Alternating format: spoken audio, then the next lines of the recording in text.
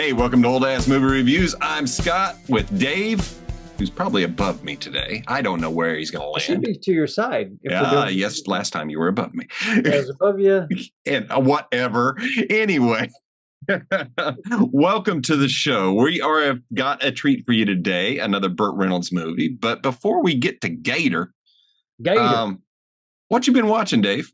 I watched finally a guy named Tim at work is always quoting movies, and he gets upset because he'll look at me about a movie, and I'm like, I've never seen that. I have no interest in seeing that. But he's mentioned this one movie, and I've heard about it, and I know about it, and a lot of people have talked about it. Mm-hmm. It's a few years old. It's called Napoleon Dynamite. I finally broke down and I watched Napoleon Dynamite. It's an awkward movie. Have you ever seen it? I have seen it. It's the best way that I can describe it is the movie itself is awkward. The actors play their characters very well, and they are all awkward. The characters' interaction with each other is all awkward. I mean, there was a point where it was almost uncomfortable to watch, and I was like, "Am I enjoying this movie? I'm just going to turn this off. I can't finish watching this." And as I'm sitting there reaching for the clicker, I'm like, "But I'm interested." So the writer did two really good things. He made me feel uncomfortable and awkward in my own skin. Right. And he made me want to see how these awkward people get through this movie. So I watched it. I watched the whole thing. I recommend it, but I don't want to recommend it because it's it's a very strange movie. Yeah. And when I say it's strange, I just mean the people themselves, the characters themselves. Nothing really strange happens, really. What exactly? Here's all I remember. I think it's Bill Hader. Hader, yeah. Rex Kwon Do.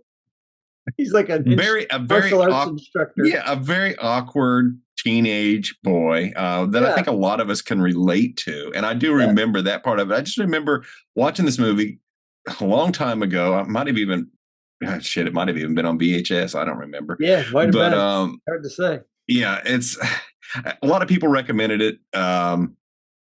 And I remember at the time thinking, okay, I was entertained.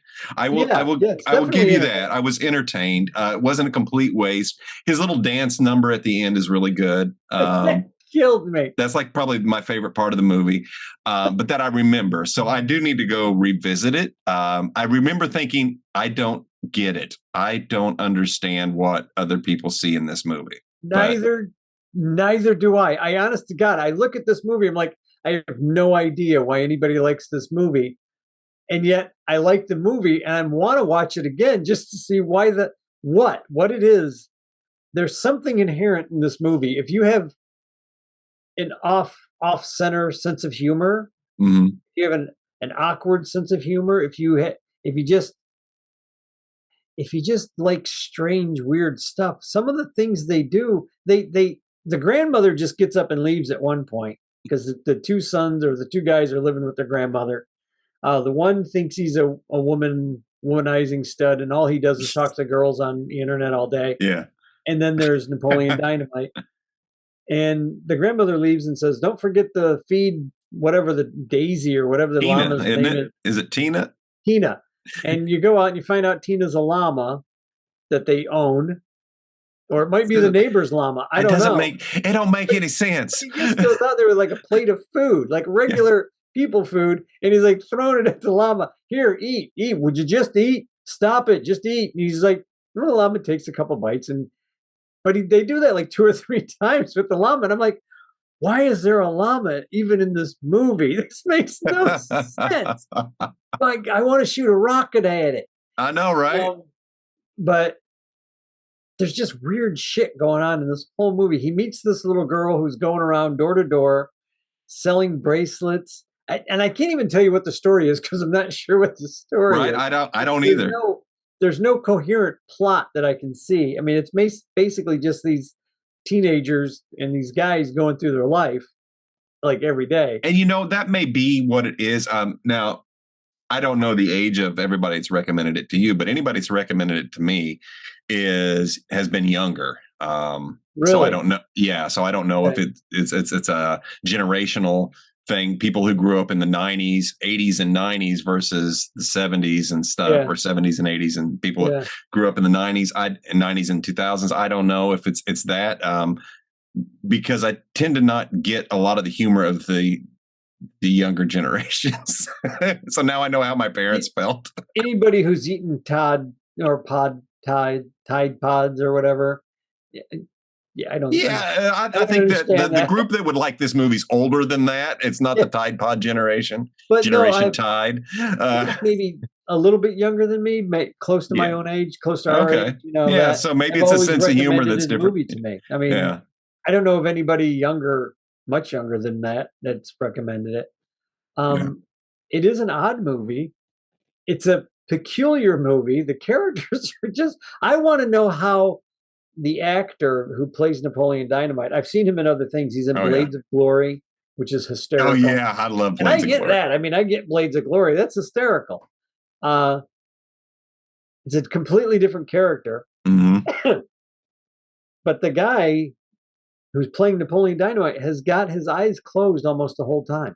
Yeah. Like when That's he's true. talking, he's delivering his lines. He's got these big thick glasses on. He's like, he'll deliver his line, and then he just walks away. And I'm like, how in the hell is this guy doing? How does he even know when his physical cues are at this point? Like, I don't get it. But Napoleon Dynamite is a very odd movie. It's an older movie. Hold on, I'll find out what Yeah. year. Find out when that. But I recommend it. And honest to God, I don't know why I recommend it because I don't know anything about it. There it is, Napoleon Dynamite. It says 2004. Oh wow. Okay. So I thought it was it's even older. a Okay. bit older. To 2004. All right. Yeah. So I'm off on the generational thing. Maybe I just didn't get the humor so much in it, but yeah, the humor is just really weird. It's wonked yeah. out. But Yeah. but like you and I have said before, it's a movie that has stuck with me, and I've thought about certain moments in the movie, and I'm just like, okay, it's a good movie, If it but sticks with you, yeah. I honest to God, I don't know why it's a good movie. Yeah. But it sticks with me. It makes me think like the little girl coming around and how he meets his, I guess, pseudo girlfriend, is she's just selling stuff door to door, and he insults her without meaning to insult her. She Which runs, is she what a just teenage kid drops, would do. yeah, she just drops everything and runs off. And then later on, he finds her and he's giving her back her basket of goodies. But it's just everything is just that awkward. Like none of it makes any sense. Damn. But at the end, everything works out, and you're like, I'm really glad I watched that thing because I wanted this. Like the very end. I don't know. Do you remember the end credit No. with the brother? The brother who's No. always on the computer. He's the brother's always on the computer trying to get a girl. This is a spoiler of sorts because it's really about the only thing I can spoil in this movie. Uh, That's accurate. You could describe the whole movie and people still wouldn't know what you described. The girl finally comes to meet him, and her name is LaFonda. And I heard this, and I'm like, oh man, this girl's going to come in here. She's going to rip this guy off. She's going to take him for what little money or little things he's got. She shows up. She's this tall, rather attractive black woman. Looks like, she's got to be a foot taller than this guy. I don't know how the hell tall I am anymore. 5'9", maybe 5'8", 5'9". And she'd be a head taller than me, easy, no problem. And she's wearing heels. And you think at first that she's still going to rip this guy off. She's just going to rip this guy off. Right. But they fall in love. Like she loves this guy. And he's smitten with her. And at the end of the movie, they're getting married. And I'm like, that's a great ending. And the brother, Napoleon Dynamite, and the brother get along great by the end of the movie. Yeah. Napoleon comes riding in on this horse. And okay, and I'm gonna have to just go watch this end credit scene. He was late, and he's like, "Well, I had to break this wild stallion to give to you and LaFonda for your, what did he say, your wedding nuptials or your your whatever. And he gets off the horse, they get on it and they ride off. And you're sitting there looking at him going, it gives me a moment of doubt, like, is everything he's been telling everybody been a lie? Was that a lie? Was the horse already broken, or did he actually break the horse to bring it in? Or and then you start second guessing about like killing the bears and going hunting and doing all this other shit. You're like, has he really done all this other shit? Because that's where I was at when that end credit. I'm like, oh shit, maybe he really does do all this shit that he's been talking about. All right. Well, you've got me convinced to go watch it again. I think I'm going to have to watch it again because I want to know. I want to know why I like it. Yeah. I've never really had this big of a problem when I like a movie. I can usually go, okay, I like this, I like this, I like this. Yeah. Yeah, it's like when we did Empire Records. I started off the movie, it's like, I am not going to like this. I'm not supposed to like this. By the time the thing ended, I love it, and I can tell you why. I do remember being entertained by Napoleon Dynamite, and I can't tell you why. But you still think about it. Yeah. Only because my circle of friends won't shut the hell up about it. That's kind of how the guy at work was. He just kept talking about it. He'd quote lines from the thing. I'm like, no idea what you're talking about. I've got no skills. He'd do that, and I'm like, now I know why that's funny. Okay. Because they're talking about getting a girlfriend, and he says all the things you have to do to be a girl, to get a girlfriend. And then he's talking to his friend Pedro, and Pedro's like, why don't you just do this? He's like, I got no skills. It was just such a random line that nobody should be quoting. And yet I understand it now. It's one of those movies that just works. Yeah, and it does. And I don't know why. I have to watch this movie. I honestly think this is a movie like a Shawshank Redemption that you have to watch or read the script to try and figure out why it works. I don't know why this movie works, but it does. And I want to find out, why does it work? Why does this movie make me want to watch it again? Other than to try and figure out why it works. It's just a strange movie, folks. Enjoy it. It's really weird. It's not everybody's cup of tea, I'll tell you that right now. But it's entertaining. It is entertaining. Cool. What have you been watching, bro? Well, I am going to spoil this, folks. So if you have not watched The Menu on HBO, go check it out. I guarantee you will be entertained. Yeah. So I watched The Menu, starring Ralph Fiennes and Anna Taylor-Joy. That's the one with the big eyes, right? Yeah, she originally is most known for the movie The Witch, and then she did The Queen's Gambit on Netflix. And I'm going to tell you real quick about The Queen's Gambit. She's wonderful in it, and never have I thought that I would be on the edge of my seat watching chess matches. But they made chess exciting in that show, and she sells it. She's really good in it. Right. This particular movie, it is I'm going to try not to spoil too much, just because I want people to experience this. Right. This I've heard about it. I know a little bit about it, so I know. So I take it back. I am going to give this a spoiler-free, just a quick talk about it. The movie is a satirical look at foodies and people who are all about the food culture and, the fine dining experience. I watch tons of culinary competitions and food shows. I consider myself kind of a foodie. However, I'm not a pretentious prick. So, it focuses on the people that look, the plate is so beautiful. It's all about the experience. And you get these little microscopic things, and it represents some artistic bullshit. So the movie pretty much shoves that right in your face and just shows how ridiculous it is to the food critics, the foodies, the celebrities, and everything. And it is a horror movie. There is a lot of death. It does have a final girl, and the way she survives is wonderful. And it's more of a fuck you back to these pretentious chefs.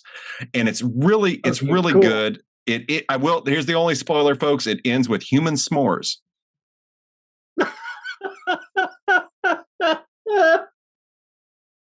The movie is not what you think it is. It is so well acted. It takes place pretty much in one room the entire time around a dinner table and people just talking. And as the camera's going to the other table, you're starting to figure out things about these people, and you start to see, because you're thinking the whole time, what the hell is this movie? There's got to be a connection. So I'm sitting here like Sherlock Holmes, trying to find the connections, trying to make this movie make sense. And when it clicks in, it's like, oh, this was brilliant. I will praise this movie till the end of time. I found it absolutely wonderful and a must watch. That's cool. So that's great. Now I'm gonna have to sit there and watch it. I think you and Kat will like it. I was blown away. I could not turn away. I was like, it was late one night and it's like, I'll check this out. Everybody keeps talking about it. And it's like, fuck, I ended up watching the whole thing. It's like, I can't stop. Yeah. So that's what I've been watching. Except for, I'm sorry. Go ahead. No. What was it? No, I was about to jump into Gator. Yeah. Well, I wanted to ask you if you have watched RRR yet. I have not. It is in my queue. I really want to watch it. We're gonna have to do a review on RRR. Just let me know when you want to watch it. I'll speed back through it again. Is that on Netflix? It is on. It probably is, since I just canceled Netflix. Yeah. I think it's on Netflix. I just canceled Netflix. No shit. Did you really? Yeah. I haven't watched Netflix in months, man. Just like, I'm not paying you $20 a month for nothing. No, I actually kept it because a lot of the Indian movies that are on there now. I've started going through the Indian movies. Cool. I'm like, that's in my queue. That's in my queue. I will definitely watch RRR. I've heard nothing but great things about this movie. Yeah. Another one that I want to watch and have been even before the awards was Everything Everywhere All at Once or whatever. Yeah, I do want to watch that. It came out. Yeah, I was going to go to the theater in our little podunk town. It was in the theater for like 2 freaking minutes. I know. By the time I found out about it, and I went to check the time, it was already out of the theater. Yeah, I've heard nothing but good things about that for a while. Yeah. You got a freaking superhero movie in there, but not this good movie? Come on. I know. One of the things I saw about those 2 directors who did that movie, it was when they got their award, they were thanking their parents for allowing them to make these crazy ass movies as kids and not stifling their creativity. And we talk about that a lot on this show. And it's like, look what happens when you support your kid. I'm just saying. It's absolutely great. It's absolutely great. Wonderful. We need to, we'll go ahead and we'll talk about Gator now. Gator, but what I'd like to do real quick, and you might want to cut this out, I don't know. We could keep that first half for another episode and then keep this half for a second. We'll just roll the whole thing, but we'll see. Fuck my idea. What the hell do I know? Fuck your idea, folks. You may or may not have an intro to this. I don't know. It just depends. Depends on how I feel when I go to edit. But anyway, Gator. Entertaining. And what I said to you last night, I still really or this morning or whatever, I still hold on to it. When I was watching this movie, I thought, when I saw directed by Burt Reynolds, and then I watched this movie, it's like, oh my God, this is Burt's Rudy Ray Moore moment. This is Burt wanting to be the action star. He's got the mustache back. You know that was a conscious decision. Oh, He gets the ladies. He makes a point throughout this movie to show him with puppies and with cats. And now he has a daughter and taking care of a kid and a little taking care of a kid. He now has a kid that a lot of time has passed since White Lightning. It was like 9 years. Was it? It seemed like it. Well, Dad sure as hell looked different. Yeah, but I think it was only about 9 years in reality too. Oh, okay. So he aged the kid well. Okay. And I was shocked by that because initially I thought they said the woman had died. I thought the girl from White Lightning had died, but it turns out because he went back to prison, she just was tired of that shit and left. Yeah, see, now I kind of missed that part. Yeah, because I wasn't sure when this actually took place. And it's like, okay, so he's just going with it. And he's just bringing the Gator character, McCluskey, through. Right. Yeah. When I watched this to the very end of the movie, I looked over at Kat and I said, he should have made a third one. And its third one should have been him going into the city and helping Lauren Hutton's character, fight gangs or some kind of, drug dealers or some shit that's fucking with her. And he does his regular, high-speed chase, but only through now he's in New York kind of thing. Yeah. And then the name of the movie would be Gator Country. I like that. And I'm like, he missed the perfect opportunity. Yeah, I don't know how well this was received. I don't receive it very well. I don't think it's a good movie. It's compared to White Lightning. Compared to White Lightning, this is a stinker. But this is an entertaining movie. This has got It's car good. chases. It's got everything you want in it. You can see the jokes. The jokes are being set up a mile away. So I think the dialogue is very clumsy in a lot of spots, and it's very purposeful to. I swear, all I could see is this is Burt Reynolds trying to prove to everybody that he's great with kids, puppies, cats. He loves people of color and everybody, and he's just an all-around great guy, but yet he spent most of his life in this movie in prison. Exactly. He's got a redeeming quality. Yeah. You know, I would agree with that. I didn't think of any of that while I was watching it. I just felt that way. It felt heavy to me, and it's like, it's okay, because I got a Rudy Ray Moore vibe off of this, because we talked a lot about Rudy Ray Moore, and God bless him. He made a vehicle for himself, and I think I saw Burt Reynolds doing that too. He there were some cool boat chases. Some didn't make sense. Still cool though. But it was cool, and if you go watch the trailer to Gator, it's going to talk about how many cars destroyed, boats destroyed, houses blown up, and all of this stuff. And it's entertaining. It's a 70s movie, but there's stuff in here that don't make sense. A lot of stuff doesn't make sense. Like, I don't know why he would walk around without a fucking gun on him at all times with this crazy guy that he went to go. Why did that girl show up in the end driving a truck? See, I thought, was that the girl that he was talking to, the hooker? Because I'm like, did she come to save him? Has she been watching him? What's going on? She's all drugged out of her mind. She ain't doing nothing. Well, see, that's what I thought. I think what happened there. I think some scenes got cut. There was, I was going to say, there was a bad edit going on there. There was something that led to that, to where that truck showing up made sense. See, I saw that. You saw that. It stuck out like a sore thumb. It's like, this doesn't make any sense. Why is she there? I want to talk about her just a second, because this particular character in the movie really makes Jerry Reed one of the sleaziest motherfuckers I've seen in a while. Oh my God. Kat and I were talking about that last night. What a fucking scumbag. And he deserved a lot worse than what he got. Yeah. Yeah. Holy shit. Well, folks, let me set this up for you. This scene involves a prostitute. Is probably about 15, if that. And Jerry Reed plays character Bama McCall, who's kind of like the local crime lord. And he's kind of got this girl all drugged up on a bed and ready for Burt, for Gator. And Gator says something. It's like, she can't be more than 15. Yeah, he's disgusted at this point. Bama's response is, oh, geez. He's like, well, our mamas were married and spitting out kids at this age. And I'm like, oh, God, dude, don't. Completely different world, number one. And your daddies were the same fucking age. Let's not even talk about that, motherfucker. But the fact that whole room is filled with girls about that age. And that's what he says. He goes, there's none that are over 16. Yeah.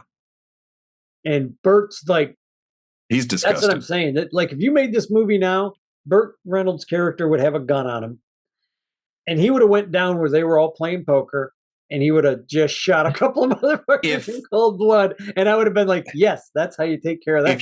If the listeners out there have not seen the latest Rambo movie, he goes to rescue this girl who is like a daughter to him, and she's in a situation like that, and he kills a bunch of motherfuckers with like a hammer and shit. It's awesome. Good. Yeah. So I do recommend the Rambos. Anyway, but back to this. So that made Jerry Reed really shitty. However, he acted so well. He sold this 100%. I just could not stand Bama McCall. But one of the things I want to point out is there's only 2 songs in this entire movie.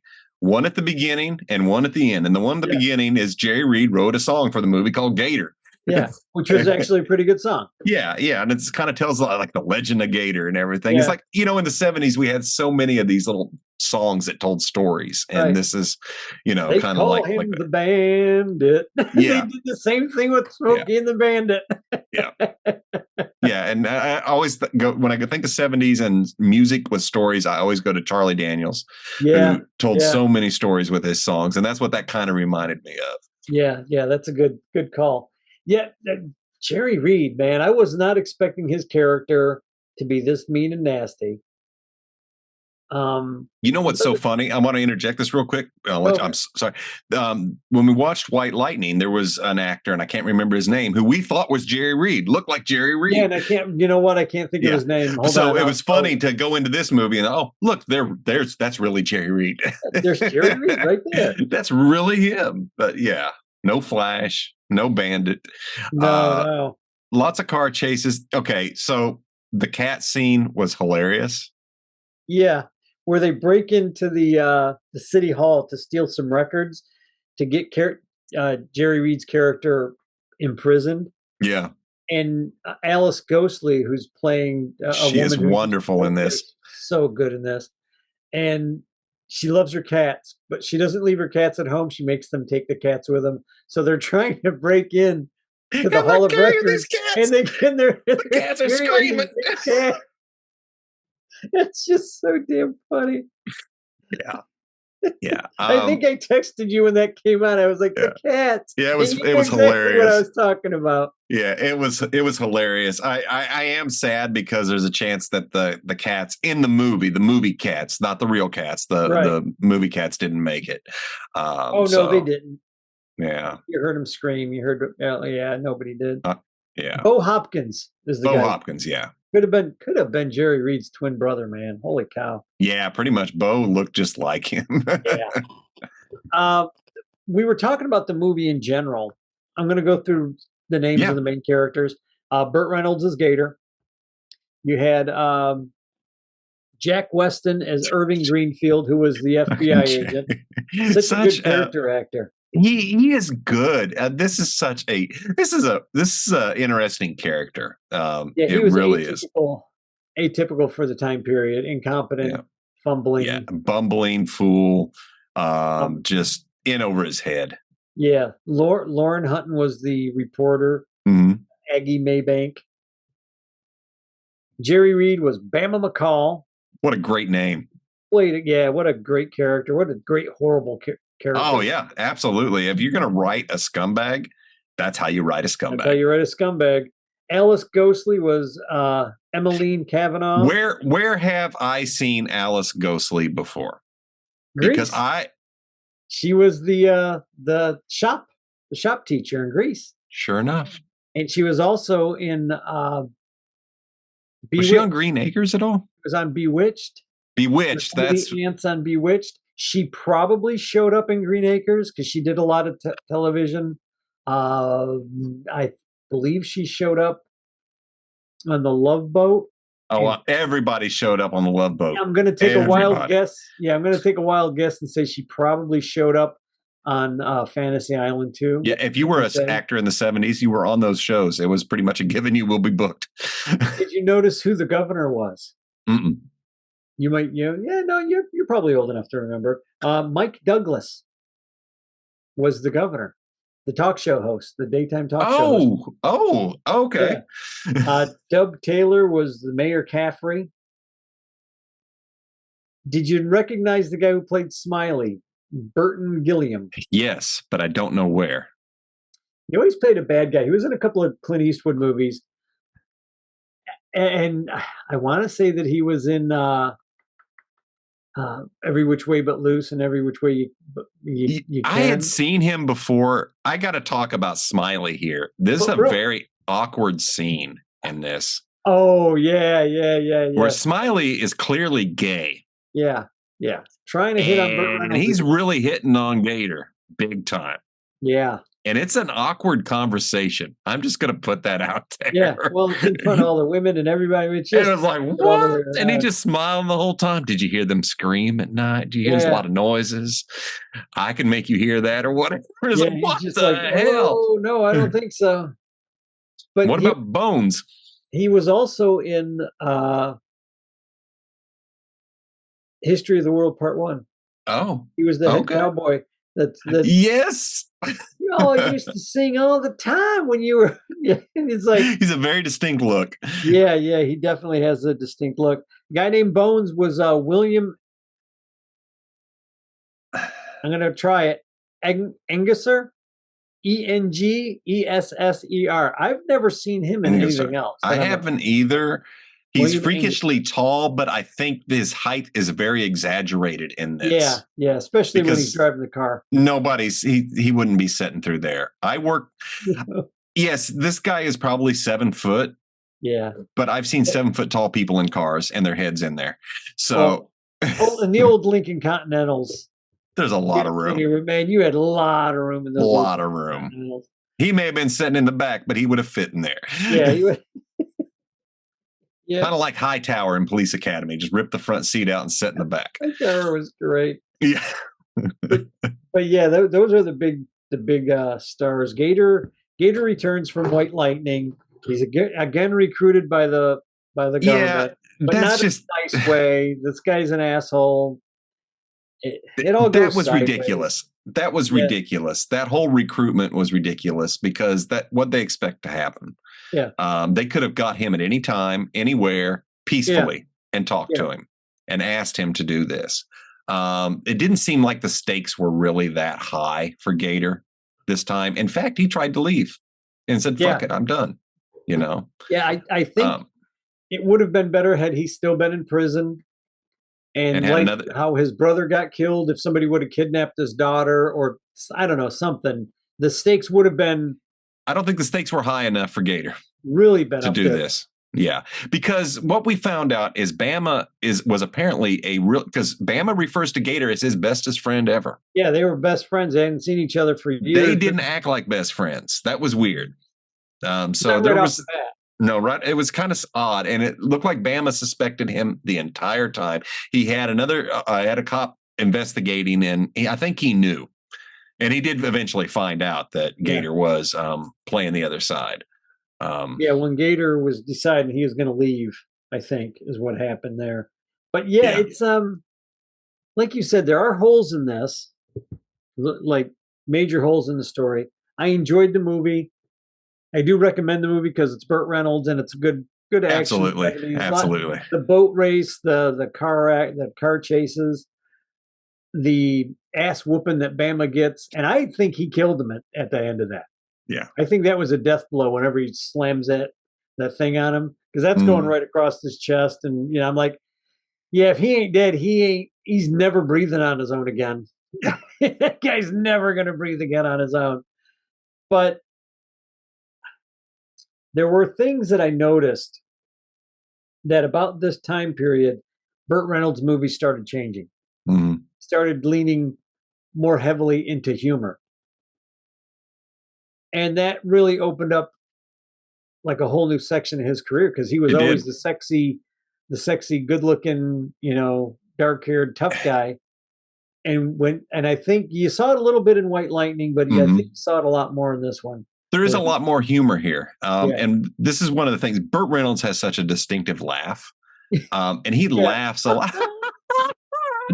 He laughs a lot, and you hear that, and I think that's his wheelhouse. He likes humor.